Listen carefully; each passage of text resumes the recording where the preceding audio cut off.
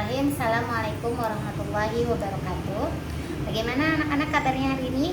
Insya Allah dalam keadaan sehat walafiat. Hari ini kita akan belajar IPS dengan materi sumber daya alam. Apa sih sumber daya alam?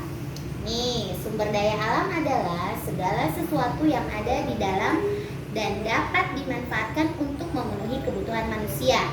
Kebutuhan manusianya seperti apa? Ya, makanan, pakaian, rumah, alat elektronik, dan liburan. Berdasarkan ketersediaannya, sumber daya alam dibagi menjadi dua jenis. Sumber daya alam yang dapat diperbarui dan sumber daya alam yang tidak dapat diperbarui. Sekarang kita bahas sumber daya alam yang dapat diperbarui dulu nih. Sumber daya alam yang dapat diperbarui ini dapat dihasilkan kembali melalui kegiatan pelestarian. Nah, sumber daya alam yang dapat diperbarui ini di dalamnya masih terbagi lagi menjadi dua, sumber daya alam hayati dan non hayati. Nah, kalau sumber daya alam hayati yaitu sumber daya alam berupa makhluk hidup. Nih, contohnya nih hewan, bukan cuma ayam. Hewan, kambing, kucing. Nah, itu juga merupakan sumber daya alam hayati. Nah, kemudian tumbuhan. Tumbuhan itu bukan cuma bunga, pohon-pohonan juga itu udah termasuk tumbuhan. Kemudian usaha pelestarian yang dapat dilakukan bisa melakukan tebang pilih atau reboisasi, membuat penangkaran, hutan lindung, cagar alam, dan suaka marga satwa. Ini contoh reboisasi. Apa reboisasi? Penanaman kembali hutan yang telah ditebang. Nah, kalau sumber daya alam non hayati yaitu sumber daya alam berupa benda yang tidak hidup. Contohnya tanah, air, udara, dan sinar matahari. Itu adalah contoh sumber daya alam non hayati. Kemudian sumber daya alam yang tidak dapat diperbarui, yaitu sumber daya alam yang tidak dapat dihasilkan kembali jika telah habis dimanfaatkannya oleh manusia. Nah, sumber daya alam yang tidak dapat diperbarui ini terbagi menjadi tiga jenis. Yang pertama, sumber daya alam energi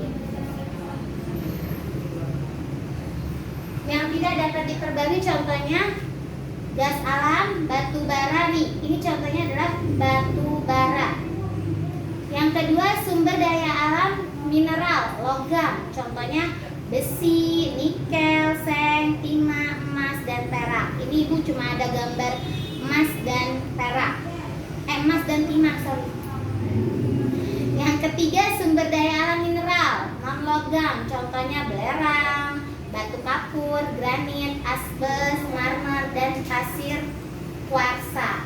Oleh karena itu, sifatnya yang tidak dapat diperbarui, kita harus menghemat dalam pemanfaatannya. Salah satunya sikap kita menghemat penggunaan sumber daya alam yang tidak dapat diperbarui adalah dengan memanfaatkannya dengan bijaksana. Nah, itulah penjelasan Ibu tentang sumber daya alam yang dapat diperbarui dan tidak dapat diperbarui. Ini ada tugas sesuai dengan materi yang Ibu tadi sampaikan. Kalau kamu baca atau kamu mendengarkan tadi penjelasan Ibu, kamu bisa jawab pertanyaan-pertanyaan ini. Ya, disalin di buku tugas, dikirim ke wali kelas masing-masing melalui gambar WhatsApp. Terima kasih. Assalamualaikum warahmatullahi wabarakatuh.